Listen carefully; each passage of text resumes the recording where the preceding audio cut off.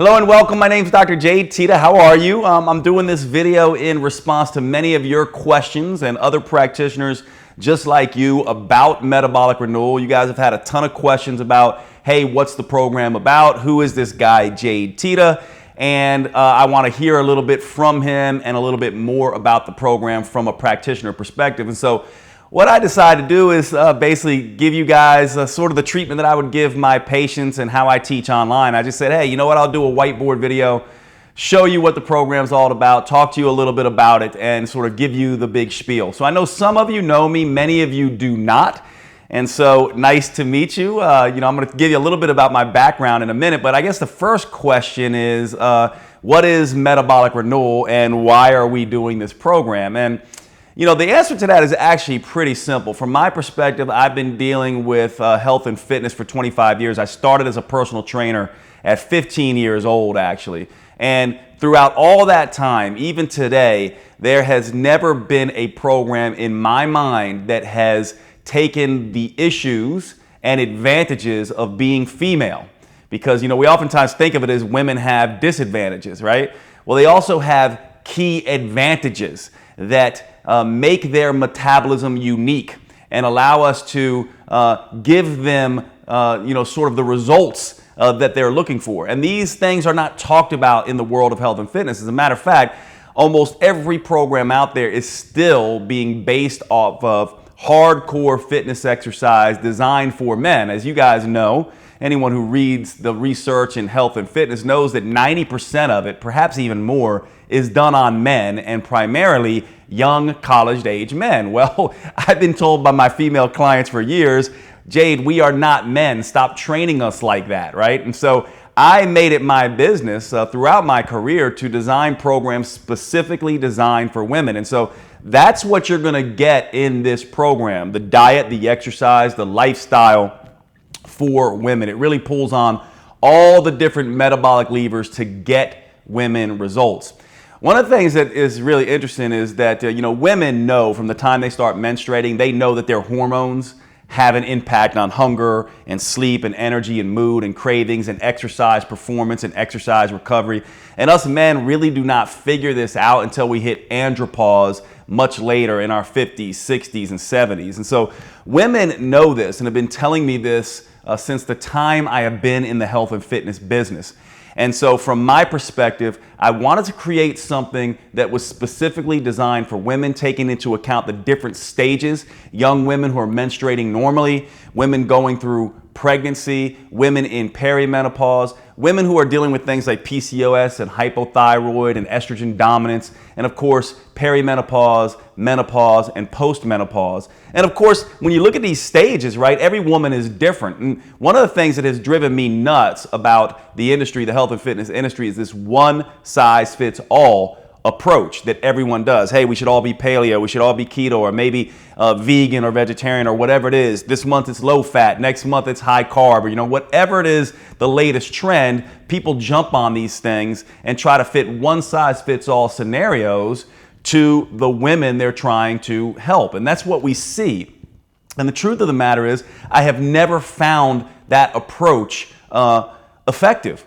We are not one size fits all. We are individuals. And so I'm going to tell you a little bit about how this particular program individualizes not just the exercise component, but also the lifestyle and diet component for women and their unique situation hormonally and their life stages.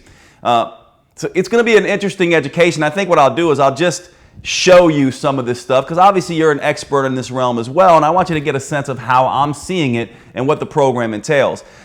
One of the things that you should know about me first is my background, right? So 25 years in the personal training industry. I'm in my early 40s. I started personal training at 15 years old, and it's really interesting. I was writing programs for the guys on my football team, and right away I found myself writing exercise and diet programs for their mothers as well. Anyone who does this business, who's been in the health and fitness business, especially the personal training business, knows that 70-80% of the clients you work with are women, and primarily women who have had children and women who are going through menopause, not typically the younger women. And so I have a vast amount of experience with this. In addition, I also am a son of an amazing mother. As a matter of fact, my mom is my best friend, actually. No joke. We actually talk almost every day on the phone. We taking trips together. We drive across country together on occasion, and she's sort of been just an amazing resource for me. And actually, she's the one who taught me pretty much everything I know about menopause, believe it or not, because she went through menopause about 8 years ago now, I guess, and I'd already been getting great results with women, but one of the groups I struggled with was menopausal women. And of course, my mom goes through menopause and she's like, Jade, I need your help now. And she'd always been thin, but she started to get that menopause belly and started to have, just a lot of volatile symptoms. And I struggled because I was using some of these high intensity interval training workouts with her, and I was, doing some extreme dieting, keto and low carb and all this kind of stuff, and her metabolism just could not handle it.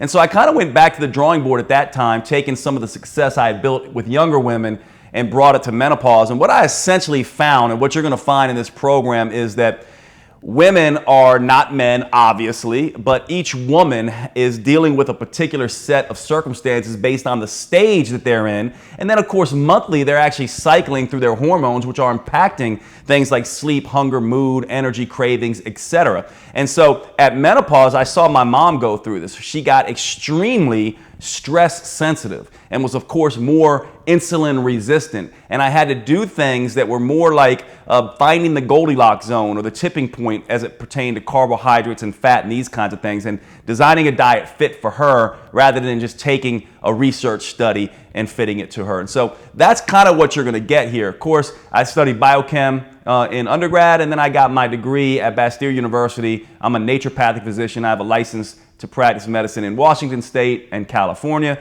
Those who don't know about naturopathic doctors, I graduated from one of 5 schools in the country that train primary care physicians in alternative and complementary medicine. So I have that background of sort of this biochem endocrinology nerd and this health and fitness guy, and also this natural medicine background. And I know it's sort of weird, right? When you look at me, you see this big, bald linebacker looking guy, and you think, what does this guy know about health and fitness as it pertains to women?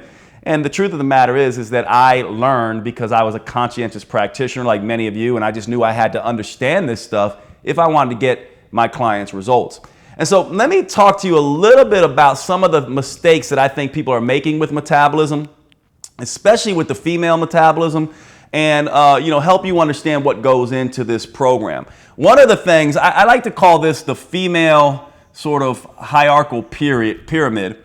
And what we look at here is we look at female hormones, right? When most people think of female hormones, of course, they're thinking estrogen and progesterone because these are primarily in high concentrations in women compared to men, right? And so most people want to focus their attention here. But the truth of the matter is, the reason why estrogen and progesterone are so important for the female metabolism is because they impact other hormones that are perhaps more important globally to fat loss, specifically insulin and cortisol. For example, estrogen is an insulin sensitizing hormone, and estrogen and progesterone together are anti-cortisol hormones. This is one of the reasons why when these two hormones go away, you can see increased fat gain around the middle, even if the weight is not changing. It's partly because of that.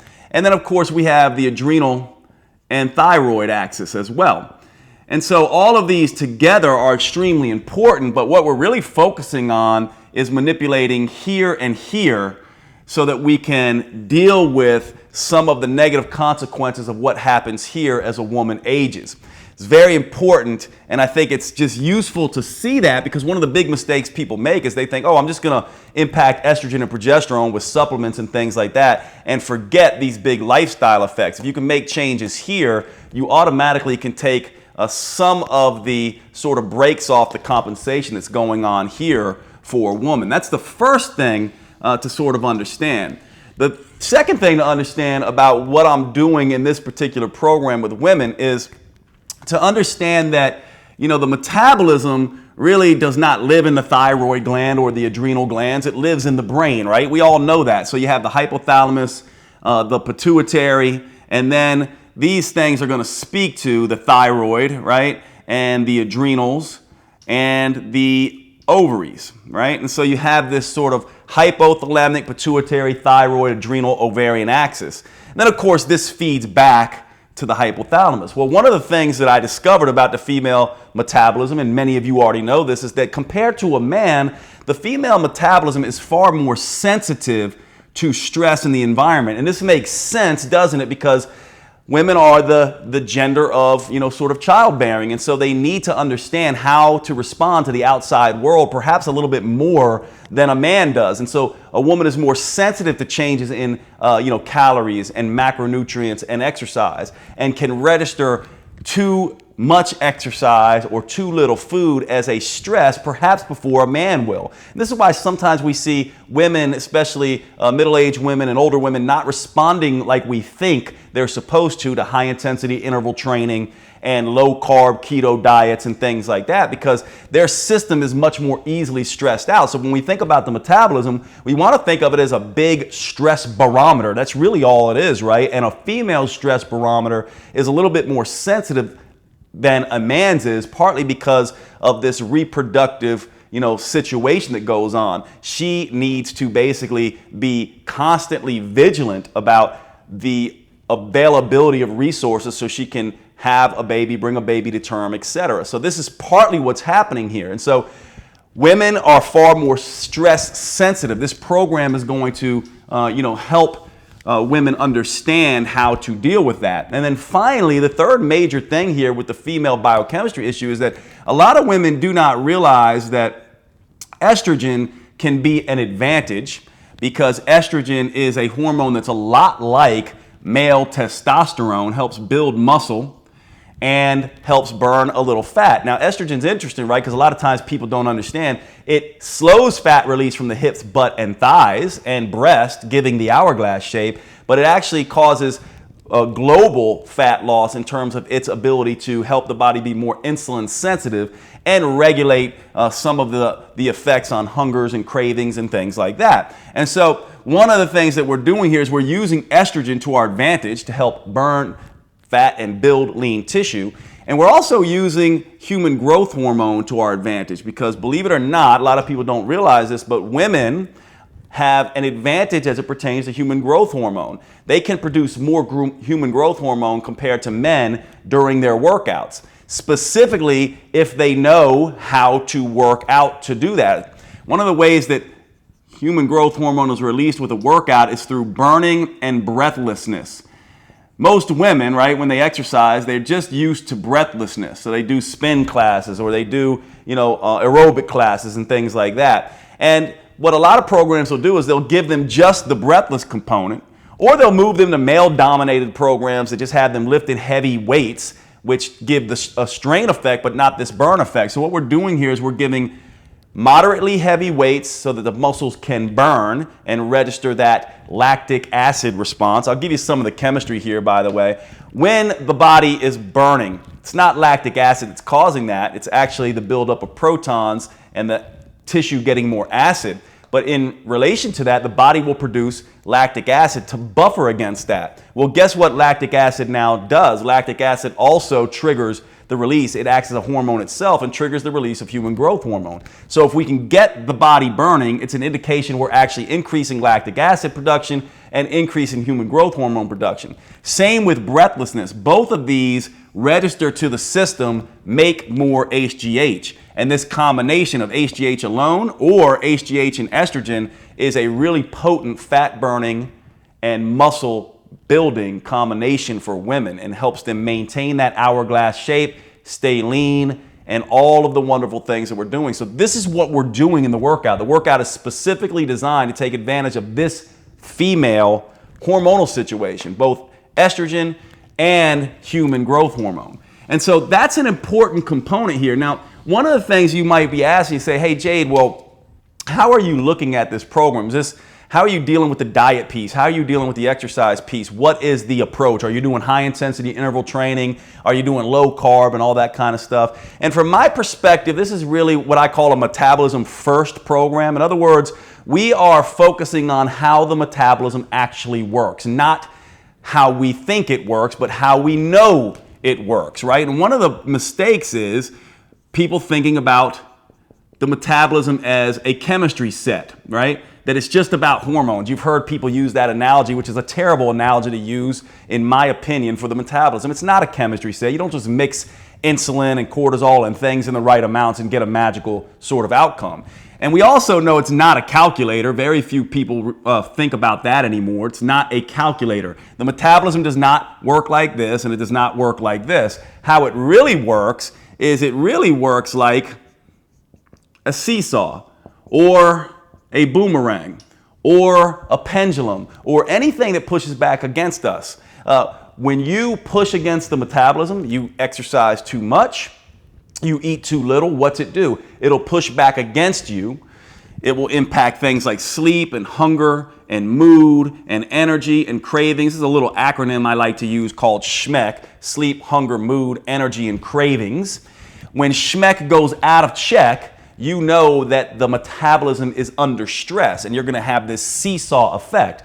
Probably the best analogy, if we're going to give a simplistic analogy for the metabolism, which we probably shouldn't, or a simplistic metaphor, it's most like a thermostat. It has a feedback mechanism. And so if you push too hard against it, it's going to push back against you, disrupting sleep, throwing hunger up and making it increased, impacting mood negatively, causing unpredictable and unstable energy, and elevating cravings, which of course is going to lead to someone who is going to not want to exercise much because they won't have the motivation, is going to want to eat all the things, including high calorie, high palatable things. And so what we are doing is we are taking a metabolism first approach, which means we are teaching women first and foremost to get their SHMEC in check.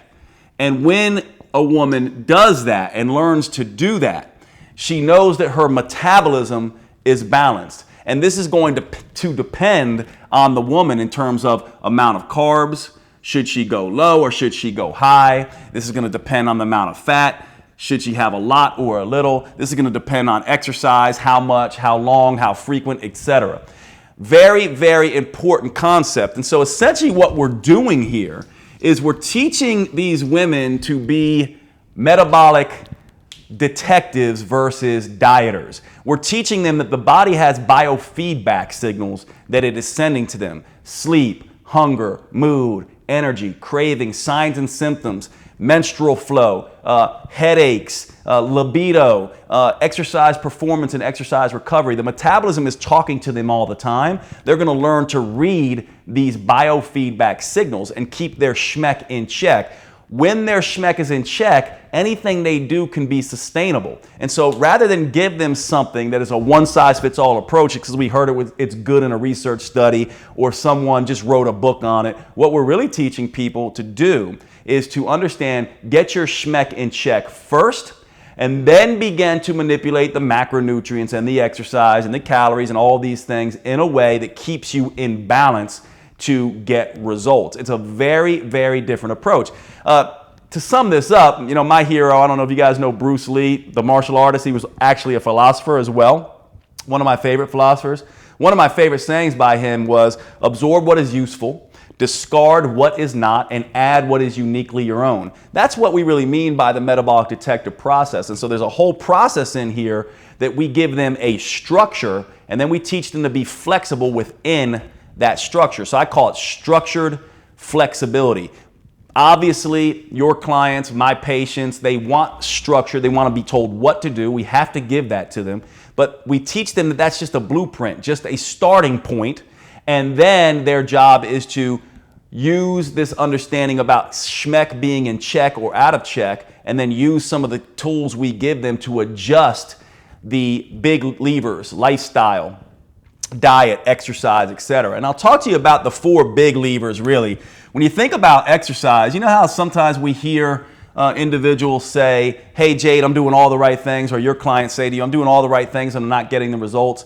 Usually it's because they misunderstand metabolism. And so what we're going to teach them here is the 4 M's of metabolism, so they have a good quality framework of which to pull from. In my mind, distinctions matter, and if we're teaching people the wrong things, they get confused. Just like if we're telling them the metabolism is a chemistry set, they don't understand when they start getting the wrong reactions. If we tell someone the metabolism is more like a boomerang, they know that if they push too hard on it, they understand why they're getting all these negative reactions to their diet. So it's important.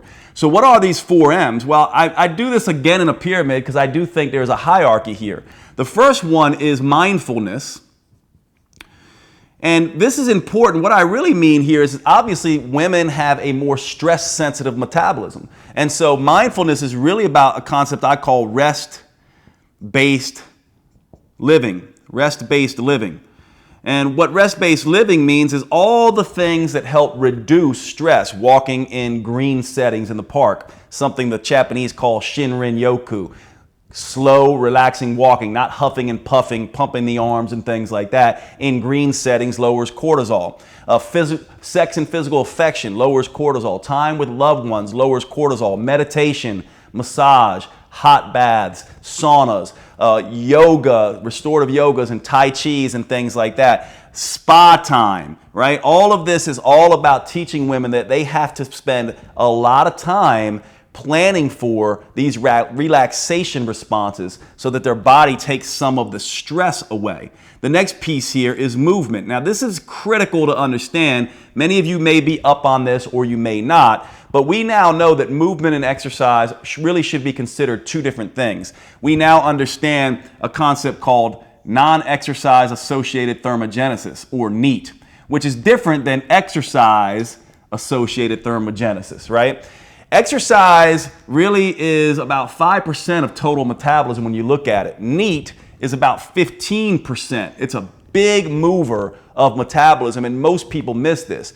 What is NEAT? It's the laundry, it's gardening, it's parking further away, it's taking the stairs, it's doing the dishes. It is all of the movement that we do in a day. And what we now know is you can take someone, have them sit on their butt all day, every day, and do a 30-minute high-intensity workout, and compare them with someone who doesn't do a 30-minute high-intensity workout but is up and moving all day. And the person who is up and moving all day is probably going to fare better in terms of weight loss, in terms of balancing schmeck, and in terms of health parameters as well. And so what we really want to do is get people moving, having people moving as much as possible, and then have them exercise enough, but not too much. And so movement is the 3rd M.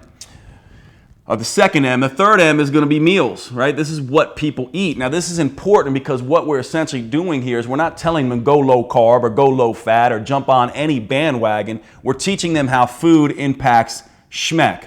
What are they eating to keep schmeck in check? They are going to learn essentially that a low calorie, low carb, low fat, healthy diet, real food diet, organic diet is none of those things if as a result of eating it, it causes hunger, unpredictable energy and cravings and leads them to eat all the wrong things as a result. What we don't understand is, again, the metabolism is a boomerang. Push on it too much, go to extremes, deprive in your diet, and you end up pushing yourself to the other extreme, and you get this binge eating and deprivation behavior. And so this is all about helping people to stop obsessing about diet and exercise and doing the right thing, and instead creating a meal plan that works for their individual metabolism, their psychology, and their personal preferences. This is huge, and from my perspective, the major reason that I do this work and the thing that gets me most excited is to get people to stop this obsessive compulsive behavior around diet and exercise and realize that it's about creating something that works for you. From my point of view, and what they learn is there's only one rule of nutrition: do what works for you. And that is what they're going to learn, how to find that in this program. And then of course the final one is metabolics. And this is all the stuff that most people think they need to be doing, but notice it's the smallest portion here. And so what we do is we do a workout that is 3 workouts per week, 15 minutes each. We get them moving a lot, but exercising just enough. This is also individualized because just like rest-based living, there is rest-based training. So imagine an elite athlete female next to a grandmother who hasn't worked out in years and years and years. The way this workout works is we tell them push until you can't, rest until you can. We also adjust all the exercises so that if you can't do a push-up, for example, you can do it off the wall. You can go from your toes, if you're an elite athlete female, you can go from your knees, You can go off the wall if you need to, if you're not fit and can't even get down on the floor. We also let them rest whenever they want. So if we were all doing this workout together, right? Let's give you an example. Let's say we have 4 movements. Exercise 1, exercise 2, exercise 3, exercise 4, and then we go back to 1. And let's say we did 12 of each of these. So we're going in this circuit. We're all doing the same exercises, but at some point, we're going to get breathless and burning in here. And I might need to stop before you do. What I do is I stop whenever I need to. I rest as long as I need to. And then I get back into the workout when I'm ready. The workout continues regardless. And so some people will spend this 15 minutes, maybe they'll spend 5 minutes working and 10 minutes resting. Other people might spend 10 minutes working and 5 minutes resting. Everyone will fall somewhere in between. And so this is uniquely adapted to the individuals. That's the really cool part of this. We're individualizing the meal plan, the mindset side of this. We're individualizing the workouts as well, and we're getting them moving and really utilizing the 4 M's of metabolism in a way that will make a difference for them over the long run. Obviously, we don't want them doing a program that they can only do for 3 months, and then as a result of doing it, it backfires, right? We all know the Biggest Loser study. They study these individuals. They lost a ton of weight. What happened after? They gained almost all the weight back, and they had metabolic damage up to 6 years later. This program does everything possible and uses all the science to our advantage to keep that from happening. The final thing I want to tell you about here is, I mentioned this idea of giving someone a structure and then giving them flexibility, right? So I know that people want structure, and so I call this structured flexibility. So we give them a structure, and then we allow them through understanding SHMEC and adjusting the workout parameters and all this kind of stuff to be flexible to create a program that works for them. So the structure is just a starting place. And we usually give them 7 different places to start. And I'll walk you through these really quickly because you might want to know these things. Obviously, there's women who are just sort of younger women and are menstruating sort of normally, and they have, normal estrogen and progesterone, right? And then, of course, we have individuals who can be called, estrogen dominant. We all know this. Maybe they're dealing with endometriosis. Maybe they're dealing with some fibroids. Maybe they're having some estrogen dominant-like symptoms and things like that. We also can have individuals who are more progesterone deficient. And the way I'm making this distinction, by the way, is that the estrogen dominant component here is really about how much estrogen they're producing and taking in through foods and plastics and persistent organic pollutants and those kinds of things.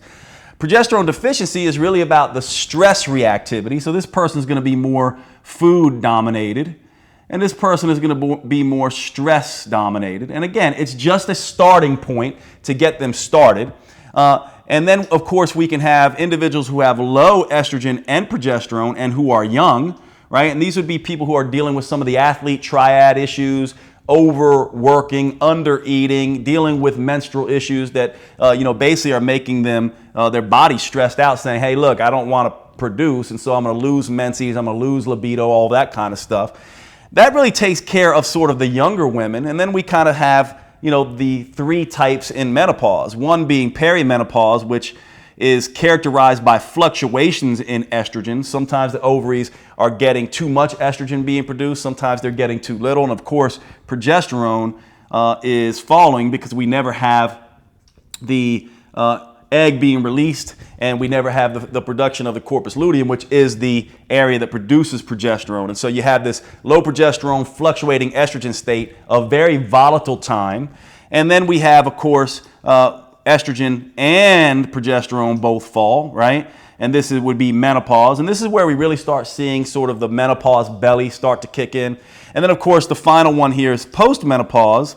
And postmenopause is really interesting because what happens is estrogen and progesterone are low, but what a lot of people don't know is that the ovaries can go on producing testosterone at the same levels that they were producing it prior to menopause.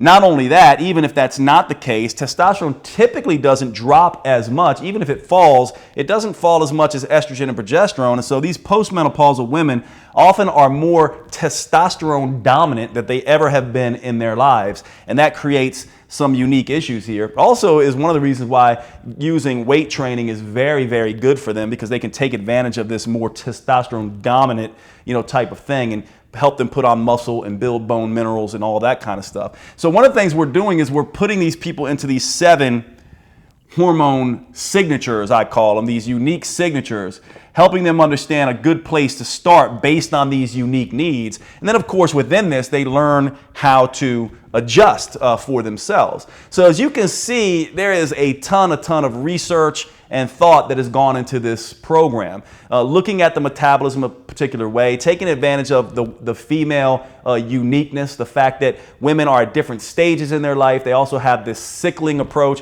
One of the things we do here is we teach them that in the follicular phase, with estrogen being more dominant, that's a really good time to sort of eat more and exercise more. But in the luteal phase, when progesterone is more dominant, this is a time to sort of take it more easy and sort of eat less and or exercise less, obviously keeping movement sort of the same. And this allows for this nice sort of cyclical response that works with the menstrual cycle. So these women will learn how to use the menstrual cycle to their advantage, which obviously is very different than a guy. And so hope this helps you understand this, helps you understand the new science we understand about metabolism, how things are working, how I'm thinking about this particular program, and also the idea that we're helping women be less obsessive. That's one of the things that I love most about this. So hopefully that's helpful for you. I don't want to ramble on. I mean, obviously you can see I love this stuff, so I could do this all day, every day.